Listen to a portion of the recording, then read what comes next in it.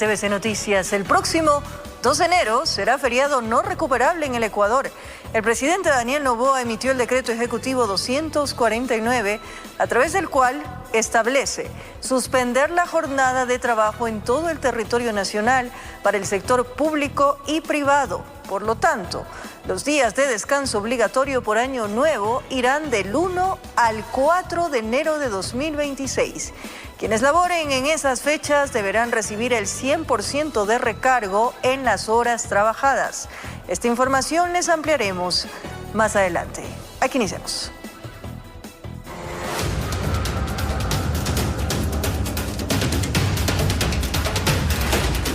Siete personas fueron acribilladas en una terraza en Portoviejo, en la provincia de Manabí. 6 de las víctimas del ataque murieron. Al parecer, los fallecidos eran extranjeros y se habían mudado a ese lugar hace pocos días. Un violento ataque armado se registró la noche del martes en una vivienda ubicada en el centro de Portoviejo, donde 6 personas fueron asesinadas y una séptima resultó gravemente herida.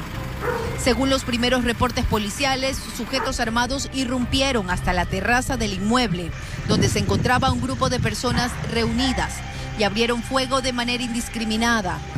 Se encontraban 7 ciudadanos reunidos, 4 mujeres, 3 varones, momentos en el cual interrumpen el domicilio personas desconocidas, posiblemente realizando un allanamiento falso.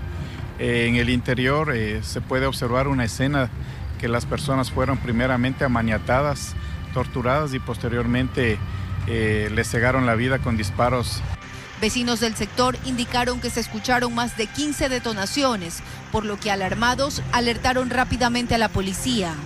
Según información preliminar, las víctimas habían llegado minutos antes en un vehículo con placas de Chimborazo y tras ingresar a la casa se produjo el ataque de sicarios. De acuerdo a los primeros indicios, venían de la provincia del Guayas, de Pedro Carbo. Estaba esa vivienda recién arrendada días antes, entonces estamos trazando algunas líneas investigativas. Medicina Legal hizo el levantamiento de 6 cuerpos en el sitio, mientras la persona que resultó herida por impactos de bala fue atendida inicialmente por paramédicos y luego trasladado a un hospital.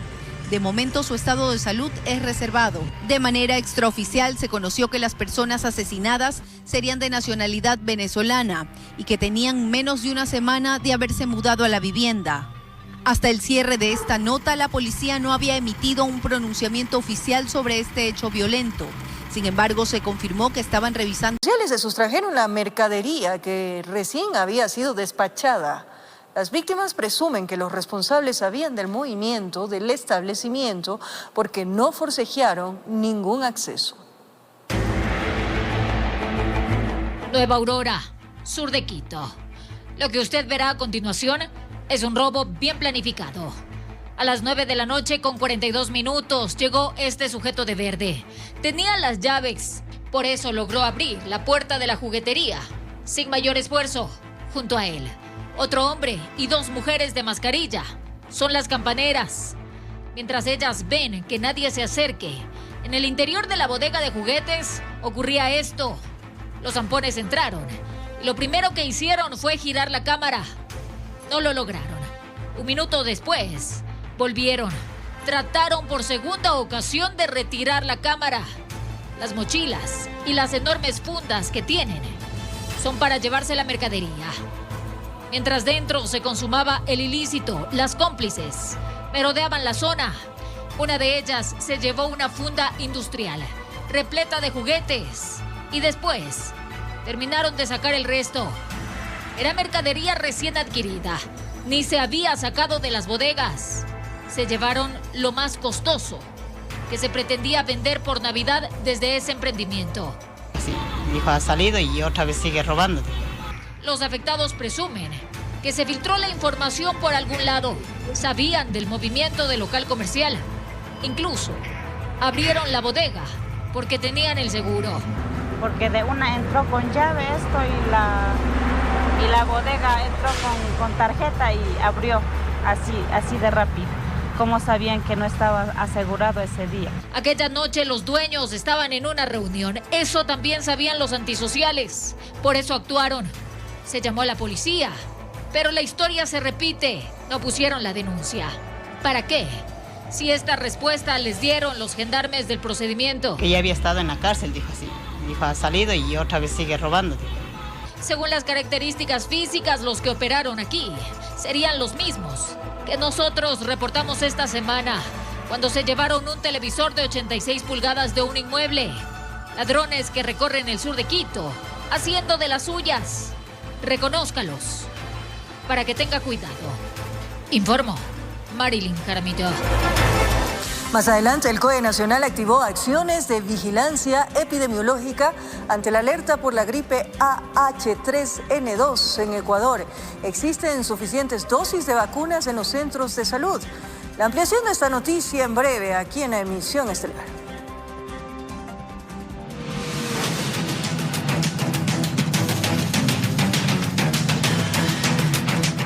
En el sector de Los Laureles, norte de Quito, varios sujetos llegaron a bordo de un taxi, se bajaron del vehículo y se acercaron a un hombre quien caminaba por la zona. Tras interceptarlo, lo golpearon y le robaron sus pertenencias para luego huir rápidamente del lugar.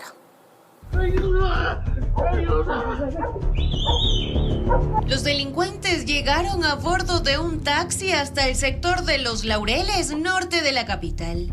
Del vehículo se bajaron dos sujetos, quienes permanecieron en el lugar a la espera de un hombre que regresaba a su domicilio. Al identificar a la víctima, la interceptaron, la golpearon y le quitaron sus pertenencias para luego huir del sitio. ¡Ayuda! ¡Ayuda! Bajan dos tipos del taxi. El taxi se va hacia arriba de esa calle que es una cuchara y los dos tipos esperan a un señor que estaba viniendo de su trabajo.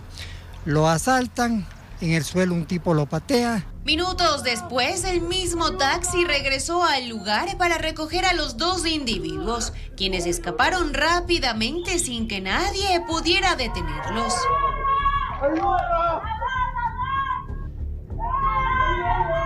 Pero no es solamente lo que les roban el celular, porque es la amenaza con armas de fuego, que eso sí ya es para amedrentar a las personas. Y lamentablemente aquí a 6 de la tarde la gente se encierra, digamos los más arriesgados 8 o 10 de la noche ya no hay nadie, no aparece nadie aquí, ¿no?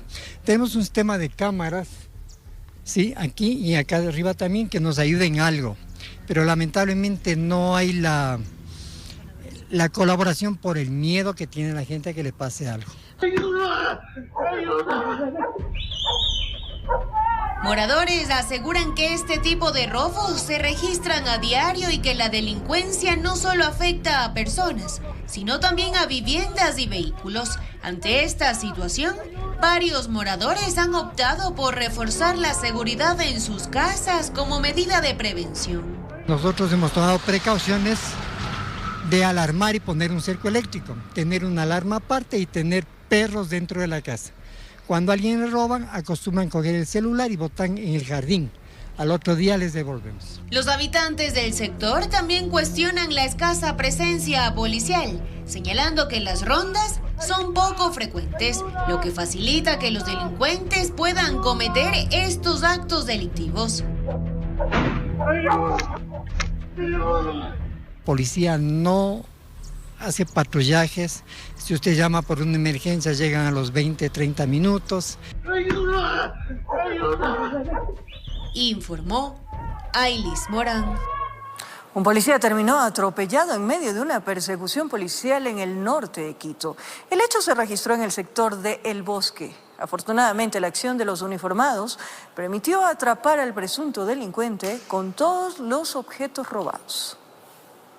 El hombre se encontraba haciendo de las suyas en el sector de las casas en el norte de Quito. Ciudadanos evidenciaron que el sospechoso estaba robando varios carros en la zona y advirtieron a los uniformados. Ya con las características de este vehículo nosotros podemos hacer una búsqueda en todo el sector. Procedemos a hacer toda una persecución ininterrumpida. Y esto pasó en el sector de las casas y fue hasta el sector del Bosque. Ante el flagrante delito comenzó una persecución ininterrumpida. Sus acciones evasivas lo tuvieron alrededor de 10 minutos huyendo de las autoridades. Este ciudadano no hacía policía hacía caso omiso a todas las señales que la Policía Nacional le indicaba para que él detenga la marcha del vehículo.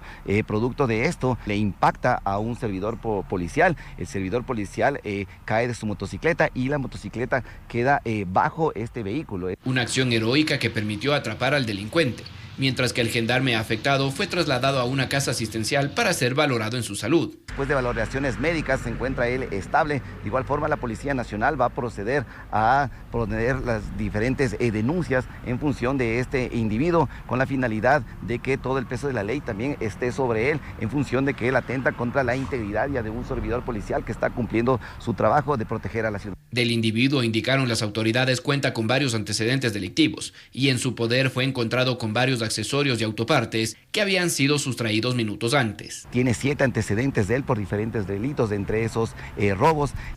Informó Mauricio Sánchez.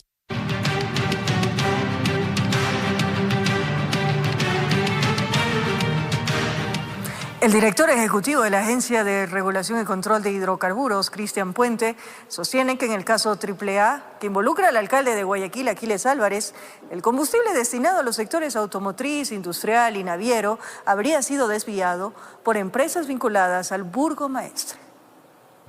22 personas naturales y jurídicas acusadas como autoras y cómplices por presunta comercialización ilegal de combustibles subsidiados en el caso AAA, que involucra a empresas vinculadas al entorno familiar del alcalde de Guayaquil, Aquiles Álvarez, irán a juicio el próximo 24 de diciembre. La Agencia de Regulación y Control de Hidrocarburos interviene como acusadora particular. A raíz de un análisis de control efectuado en el 2023, se determinó un perjuicio económico al Estado de más de 61 millones de dólares. Álvarez y otros tienen participación en empresas bajo distintos segmentos de comercialización de hidrocarburos. La comercializadora Copedesa, en lo industrial, la comercializadora Corpalubri y en el segmento naviero Ternape. El diésel automotriz, que años atrás tenía un subsidio por parte del Estado, que compramos en las gasolineras, ese mismo diésel lo consumen las industrias, pero sin subsidio. El diésel que tenía en Copedesa lo traslada a Corpalubri y lo empieza a vender, ganándose ese diferencial de $1 por galón. De acuerdo a un informe técnico en la investigación fiscal, detectaron un registro de consumo de combustible asociado a una sola placa vehicular cuyo volumen facturado constituyó una anomalía. Un vehículo liviano de uso particular que facturó entre agosto de 2022 y septiembre de 2024 145.115 galones de combustible.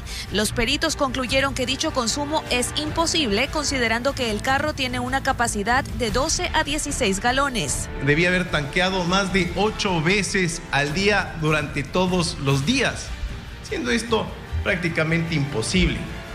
¿Y a qué responde? Responde a una actividad ilícita. No es un error de concepto ni un error de gestión, es una actuación premeditada para perjudicar al Estado ecuatoriano. Y no es el único caso. Habría servido para tener la disponibilidad de combustible y que Petroecuador no limite la capacidad de venta, pero podrían confluir otros delitos. Son los despachos que se han efectuado al terminal naviero Ternape Petroleum. Existen más de 10 millones de galones que no se encuentran justificados y tampoco existe la capacidad de almacenamiento, es decir, ¿a dónde se fueron? La defensa de Álvarez sostiene que lo quieren responsabilizar en su calidad de entonces representante legal de la comercializadora de algo que eventualmente habría ocurrido en una de las estaciones de servicio donde no funge como administrador. Sin embargo, las autoridades insisten que hay contratos de por medio y que no son las únicas denuncias que han presentado. El mes pasado presentamos 5 denuncias ante Fiscalía por comercialización ilegal de hidrocarburos en contra de 5 estaciones de servicio. De la misma forma, a las comercializadoras que se encuentran en medio de esta situación forman parte de esos procesos penales. Informó Adriana Peralta. Al volver, un acalorado debate se vivió durante la última sesión del año en la Asamblea Nacional. ¿Qué asambleístas protagonizaron la discusión y por qué temas? Les contamos al regresar de la pausa aquí en Emisión Estelar. Gracias por seguir en sintonía de la Emisión Estelar. Les contamos, Ecuador tendrá 4 días de feriado por Año Nuevo tras la publicación del decreto presidencial que suspende la jornada laboral del 2 de enero de 2026. La decisión del gobierno busca impulsar el turismo interno y así dinamizar la economía nacional. El gobierno nacional decidió ampliar el feriado de Año Nuevo en el país a 4 días consecutivos, luego de que el presidente Daniel Noboa emitiera el decreto ejecutivo 249 este 17 de diciembre. La disposición establece como feriado no recuperable el viernes 2 de enero de 2026 para los sectores público y privado en todo el país. Con esta medida, el descanso obligatorio por fin de año se extenderá desde el jueves 1 hasta el domingo 4 de enero de 2026, al incorporarse el 2 de enero al feriado nacional. El decreto especifica que la jornada laboral suspendida no deberá ser recuperada posteriormente. En el documento oficial se señala que la suspensión de actividades laborales busca consolidar un feriado largo que incentive la movilidad interna y fortalezca el turismo nacional, uno de los sectores priorizados por el Ejecutivo para la reactivación económica. El decreto ejecutivo recuerda además que, conforme al Código de Trabajo, quienes deban laborar durante los días de descanso obligatorio deberán recibir el pago correspondiente a horas extraordinarias, con un recargo del 100% sobre el valor habitual. Para justificar la decisión, el presidente argumentó que los feriados prolongados generan impactos positivos en la economía, al aumentar el gasto turístico, la ocupación hotelera y los encadenamientos productivos en las distintas provincias. Según estadísticas del Ministerio de Producción, Comercio Exterior e Inversiones, la extensión de los feriados ha demostrado ser una herramienta efectiva para dinamizar las economías locales y territoriales. El Ejecutivo subrayó que esta estrategia forma parte de las acciones orientadas a fortalecer la recuperación económica y apoyar a sectores como el turismo, el comercio y los servicios, especialmente en fechas de alta demanda, como el cierre e inicio de un año nuevo. Informó Miguel Ángel Bedoya. En un acalorado debate en el Pleno de la Asamblea Nacional, los asambleístas Héctor Rodríguez de la Revolución Ciudadana y Diego Franco de ADN protagonizaron una intensa discusión que estuvo a punto de pasar a mayores. ¿Qué trataba la Asamblea en ese momento y cómo se solucionó el impasse? Les tenemos un informe.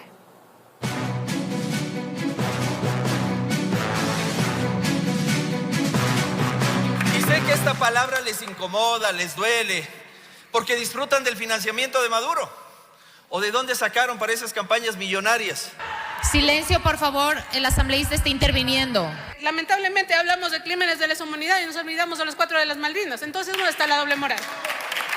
En la última sesión del Pleno de este 2025, la Asamblea Nacional mantuvo un explosivo debate con respecto a la resolución que respalda a las acciones internacionales dirigidas a la restauración del régimen democrático en Venezuela, impulsada por ADN. Durante la discusión, el asambleísta Héctor Rodríguez de la bancada de Revolución Ciudadana se levantó de su curul, se acercó al bloque de ADN y mantuvo un álgido contrapunto con el legislador de esa bancada, Diego Franco. Luego de ello, entre gritos y señalamientos, Rodríguez se enfrentó a Franco y ambos se invitaron mutuamente a salir del pleno. Sin embargo, la escolta legislativa evitó que el incidente pase a mayores. El problema se da en principio porque no nos dan la palabra.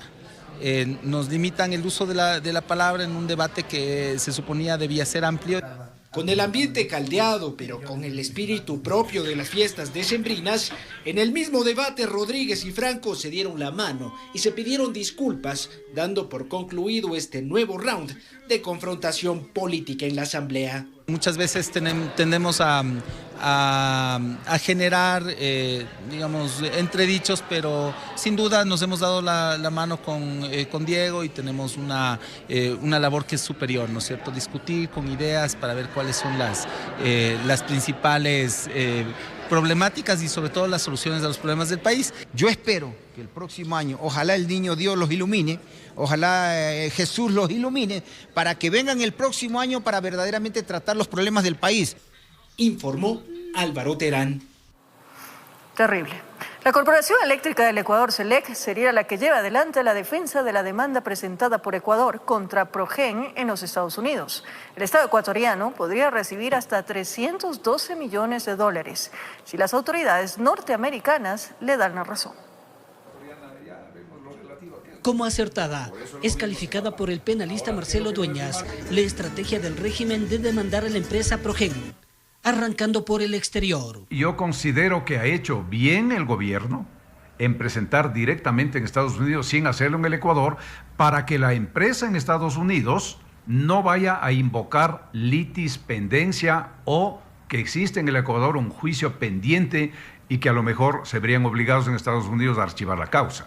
Para Dueñas, es lo que da paso al contenido en sí de la acción legal, con base a la ley RICO, que rige en Estados Unidos para perseguir delitos de delincuencia organizada, orientada a grandes empresas domiciliadas en ese país. Es un incumplimiento de contrato.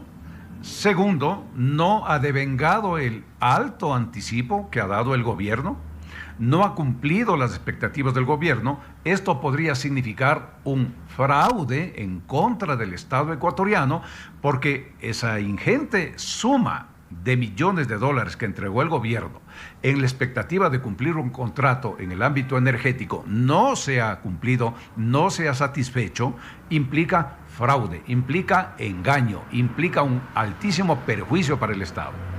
El Estado ecuatoriano podría recibir hasta el triple del monto planteado como afectación, pudiendo llegar a 312 millones de dólares. Y yo también le veo por otro lado.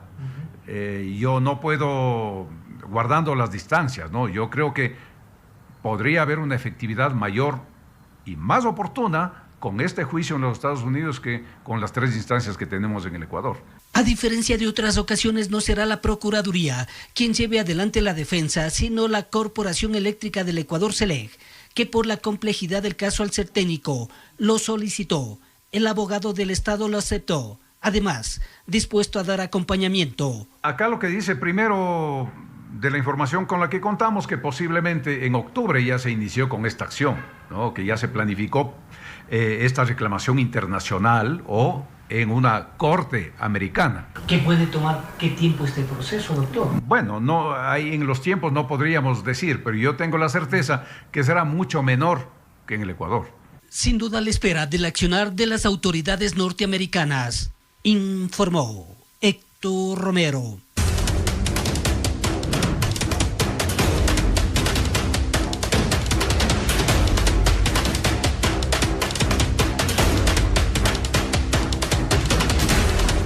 Así es, de última hora, 2 vehículos pesados ocasionaron un trágico accidente de tránsito a la altura de Miravalle en la Simón Bolívar, aquí en la capital de la República.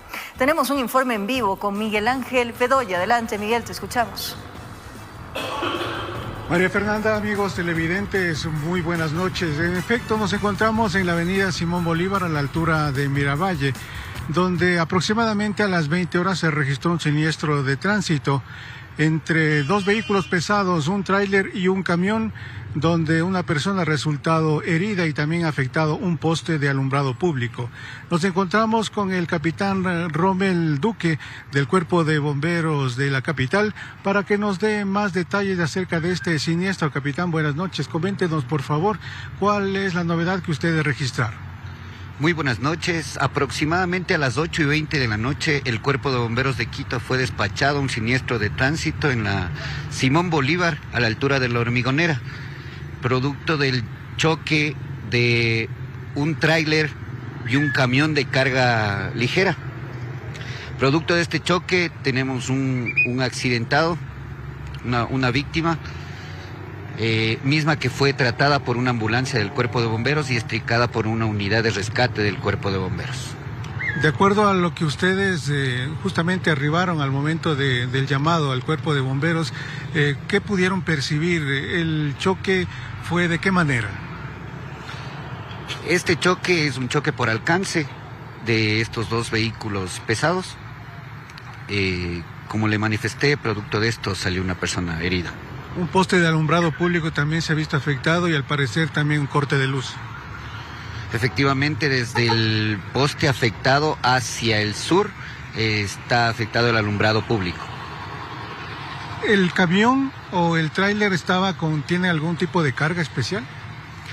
El camión está cargado, todavía no comprobado, pero está cargado con legumbres, informaron. Ventajosamente no hay ningún tipo de material que podría provocar combustión.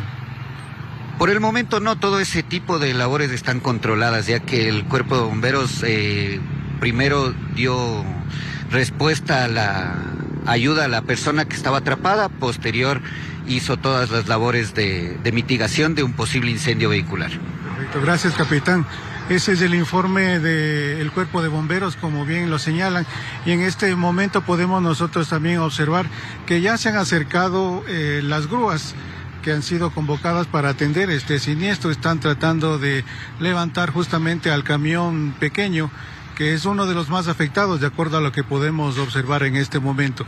Posteriormente también la caja del tráiler también será removida para que el tránsito vehicular en esta importante arteria vial que une al norte con el sur de la capital también se abra para el tránsito. Como podemos ver, en este momento está fluyendo únicamente una de los 3 carriles. El carril izquierdo es el que está habilitado para el tránsito vehicular, mientras que los 2 carriles, tanto el central como el derecho, están cerrados por parte de la Agencia Metropolitana de Tránsito.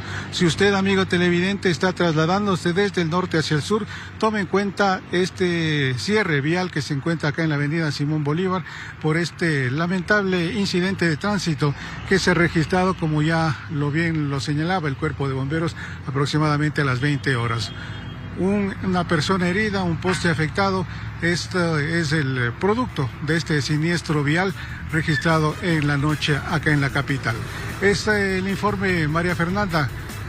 Nuevamente con ustedes allá en estudios. Buenas noches. Buenas noches, Miguel Ángel. Muchísimas gracias. Y válidas esas recomendaciones que das si van a circular por este sector, tráfico pesado en estos momentos. Momento de una nueva pausa. Al volver, personal de seguridad del Metro de Quito persiguió por varios minutos a un perro y un gato que ingresaron en una estación. El servicio de transporte fue interrumpido momentáneamente. Imágenes interesantes que les vamos a mostrar. De regreso para contarles algo insólito. El repentino ingreso de un perro y un gato en una estación del Metro de Quito provocó la interrupción temporal del servicio, generando molestias entre los usuarios, pero también muestras de comprensión ante la situación. Es importante tener en cuenta que si desea viajar con su animal de compañía en el Metro de Quito, debe cumplir con todos los protocolos que les presentaremos en la siguiente nota.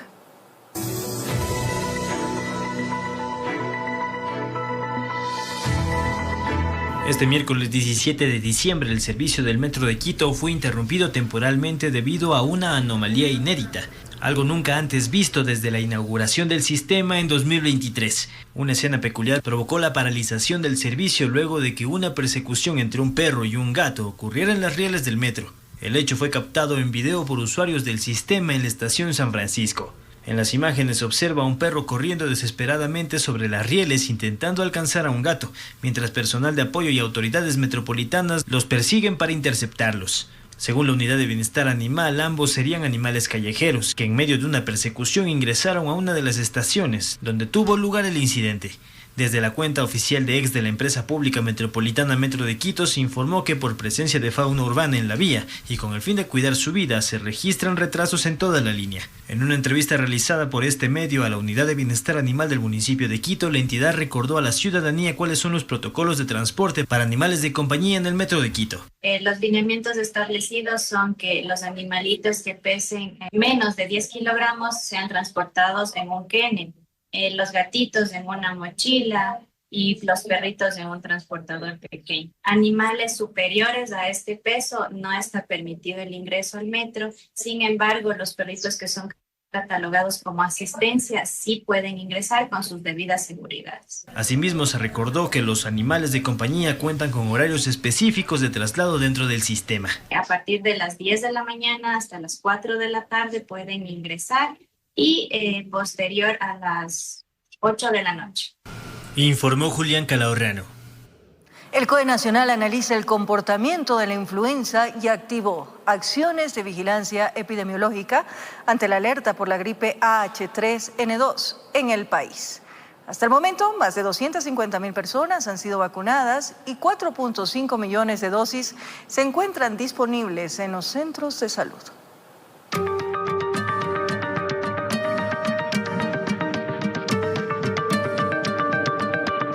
El Comité de Operaciones de Emergencia Nacional desarrolló una sesión preparatoria para analizar el comportamiento actual de la influenza en Ecuador y la alerta por la gripe AH3N2, con el objetivo de fortalecer las acciones de vigilancia epidemiológica, prevención y control a escala nacional. La jornada fue liderada por la ministra Inés Manzano y contó con la participación de varias autoridades del Ejecutivo, entre ellas la vicepresidenta María José Pinto, quien se encuentra encargada del Ministerio de Salud Pública. Durante esta reunión se dieron a conocer los avances de la campaña de vacunación contra la influenza, señalando que más de 250.000 personas han sido inmunizadas en el país. De ese total, cerca de 100.000 corresponden a niños menores de 6 años, uno de los grupos considerados prioritarios, además de que se garantizó que el sistema de salud dispone de más de 4.5 millones de dosis de vacunas distribuidas en todo el territorio nacional. En cuanto a la situación epidemiológica, se precisó que el virus de la gripe AH3N2 circula de manera habitual, tanto en el Ecuador como a escala mundial, señalando que los principales grupos de riesgo son los niños de 0 a 5 años y los adultos mayores, por lo que se reiteró el llamado a estos sectores de la población a acudir a los puntos de vacunación habilitados, donde la atención es gratuita. Como medida preventiva adicional, el Ministerio de Salud recomendó el uso de mascarilla en todos los establecimientos de salud, tanto públicos como privados. Tras la exposición de los informes técnicos, el COE Nacional resolvió activar la mesa técnica de trabajo correspondiente al eje de salud y solicitar reportes semanales de seguimiento epidemiológico. El Ministerio de Salud hizo un llamado a la ciudadanía a mantener las medidas de prevención, como la vacunación oportuna, el lavado frecuente de manos, la desinfección de superficies, el uso de mascarillas, a fin de reducir el riesgo de contagios y proteger a los grupos más vulnerables. Informó Miguel Ángel Bedoya. Padres de familia de una institución ubicada en el sur de Quito denuncian que sus hijos presuntamente fueron víctimas de bullying y accidentes que les han generado heridas. Frente a estos casos, el Ministerio de Educación ya se encuentra realizando acciones correspondientes. Con raspones en el rostro, es como Amanda encontró a su hijo cuando le fue a retirar de la escuela. Según su testimonio, ese no habría sido el único incidente que enfrentó, pero sí uno de los que más preocupación le genera. Pregunté al maestro qué había sucedido y el maestro me decía que no sabía, que una niñita nomás le empujó y nada más. Yo le pregunté a mi hijo qué fue lo que pasó porque él lloraba del dolor y me dijo que le habían empujado y rodado a las escaleras. Pero ese accidente no habría quedado en un raspón, pues cuando el niño fue revisado por médicos se habría dislocado el hombro. Eso es lo que contó la madre. Y no es la primera vez que mi hijo viene así. Ya mi hijo ha venido con moretones de puñetes aquí en la cara, todo. Entonces yo he reclamado. Este no sería el único caso de accidentes que ocurre en esta institución ubicada al sur de Quito, ya que Dana, nombre protegido, suma 3 incidentes en los cuales ella habría sido víctima. Hace 2 meses le quemaron la piernita. Fue casi de 2º grado y hace 15 días atrás casi un chichón inmenso en la cabeza de mi hija. Y por este tema, el padre de Dana presentó una denuncia que actualmente ya está en conocimiento y trámite por parte del Ministerio de Educación. Dentro de ello, nosotros hemos actuado, se han emitido medidas de protección a los padres de familia con el objetivo de precautelar a nuestros estudiantes. Pero los padres de familia demandan que en estos casos exista mayor agilidad en los procedimientos de atenciones de emergencias por parte de las autoridades del plantel y del Departamento de Consejería Estudiantil, para que este tipo de inconvenientes sean resueltos de manera más oportuna. ¿Sabes lo que me dijo el rector? Eso no me compete a mí. Acérquese al DC, que ellos deberían seguir algún protocolo en lo que ya estaba mi hija sangrando. No llevarle caminando de aquí al centro de salud. Mientras tanto, desde el ministerio invitan a los padres de familia a continuar denunciando estos casos para tomar correctivos. La ciudadanía en general a informar oportunamente cualquier situación de vulneración de derechos. Informó Solange Mateu.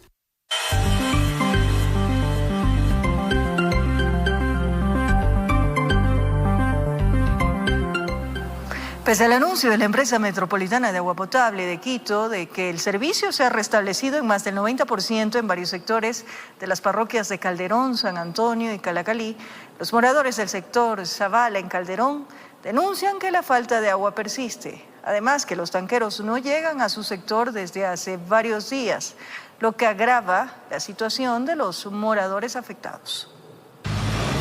con baldes, ollas y tanques plásticos vacíos. Fue como los moradores del sector de Zabala en la parroquia de Calderón, al norte de Quito, esperan desesperados que uno de los tanqueros anunciados por el municipio llegue hacia su sector. Y dicen que ya viene y ya estamos esperando y muriéndonos de frío aquí, como usted ve. ¿Desde qué hora está esperando que venga el agua? Estoy desde las 4 de la tarde. ¿Y nada que? Nada que viene. Tiene que solucionar aquí el agua, porque las cartillas nos vienen, imagínense, de 35 a 40 dólares y nosotros no tenemos el agua. El agua viene, se va a las 11 viene a las 11 de la noche, 5 de la mañana. En el día no tenemos, fines de semana es imposible, nosotros no tenemos sábado ni domingo el agua. De acuerdo a las autoridades, las condiciones climáticas adversas provocaron un alto consumo de agua en los últimos días, sobre todo en parroquias como Calderón, San Antonio y Calacalí, lo que resultó en racionamientos de agua en las zonas altas. Estas pequeñas horas de 4 a 7 horas que nosotros dejamos de servir a nuestros usuarios de las partes bajas nos permitió a nosotros recuperar el nivel de los tanques de las partes altas. Y ahí sí poder dar el servicio. Priorizamos dar el servicio continuo conforme al cronograma, en la parroquia de San Antonio y Calacalí y únicamente afectamos a San Juan de Calderón Alto. Precisamente en estas zonas elevadas, como en el sector de la calle Atahualpa, los vecinos piden mayor despliegue de tanqueros para poder sostener los consumos domésticos y de negocios. Los que tenemos los negocios no podemos abrir. Usted está perdiendo en su negocio. Yo tengo mi negocio aquí, no puedo abrir porque vendo comida, no puedo abrir. No nos va a dejar siquiera los tanqueros, sino cómo se va a vivir, diga, de lavar, de bañarse y nada, y el baño seco. No podemos vivir así. Se espera que las esporádicas lluvias y la finalización de las intervenciones en la red de tuberías permita formalizar el flujo de agua durante este fin de semana y así evitar más cortes que generan las molestias entre los vecinos.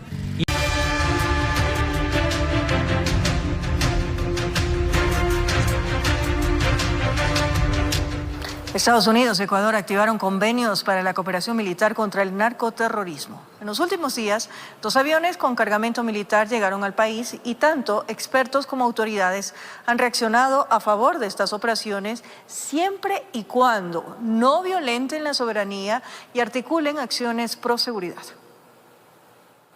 La Embajada de Estados Unidos en Ecuador informó sobre la llegada de militares estadounidenses al país para realizar operaciones temporales con las Fuerzas Armadas en Manta, en la línea de acuerdos bilaterales urgentes.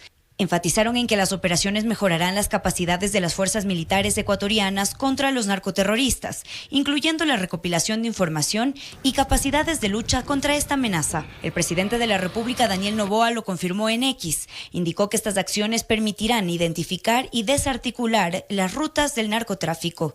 Desde la Asamblea Nacional hay posturas al respecto. Para que las Fuerzas Armadas y la Policía Nacional puedan enfrentar con eficacia al crimen organizado. La cooperación internacional se mantiene vigente. Bienvenido sea, porque es un cáncer que perjudica a la colectividad, pero sin perder soberanía, porque el pueblo ya se pronunció en las pasadas elecciones. Los acuerdos vigentes entre ambos países son 3. Estos incluyen el Estatuto de las Fuerzas para el ingreso y operación en nuestro territorio, actividades marítimas y aéreas contra el narcotráfico, tráfico de armamento, inmigrantes, pesca ilegal y otros delitos. Además, la interceptación aérea para cooperación de información de inteligencia y radares, así como financiamiento, tecnología y capacitaciones. Todos ellos permiten que los funcionarios extranjeros se desempeñen en el país con cobertura legal e inmunidad. Además, incluye que Estados Unidos colaboraría en la asistencia para rastrear, localizar e interceptar aeronaves involucradas con este delito. En este caso, lo que es positivo es que no implica, evidentemente, pérdida de soberanía, porque no es una base militar extranjera. Ellos vienen simplemente para el cumplimiento del acuerdo, se quedaron un tiempo acá y salen nuevamente a sus países. Para el experto en seguridad nacional, Jean-Paul Pinto, esto es positivo para el país. Y sugiere que las autoridades tienen que seguir trabajando en este tipo de acciones que fortalezcan nuestras capacidades de combate. No solamente debe ser por parte de Estados Unidos, esperemos que pueda multiplicarse y puede venir gente de Francia, puede venir gente de Israel con el Mossad para los temas de inteligencia. Es fundamental que recibamos cada vez más ayuda internacional. ¿Y esto qué implica? Lo que estamos hablando. Seguramente vienen militares extranjeros, ¿no es cierto?, entrenados en inteligencia, intercambio de información, transferencia tecnológica con los franceses, los británicos. Pero reiterar esta información, presta atención, amigo televidente, el próximo 2 de enero será feriado no recuperable en Ecuador. El presidente Daniel Noboa emitió el decreto ejecutivo 249 a través del cual establece suspender la jornada de trabajo en todo el territorio nacional para el sector público y privado. Por lo tanto, los días de descanso obligatorio por Año Nuevo irán del 1 al 4 de enero de 2026. Quienes laboren en esas fechas deberán recibir el 100% de recargo en las horas trabajadas. Con esto nos despedimos. Gracias por su compañía, cariño, pero sobre todo esa fiel sintonía. Nos reencontramos mañana a 22 horas. Como siempre, un abrazo grande.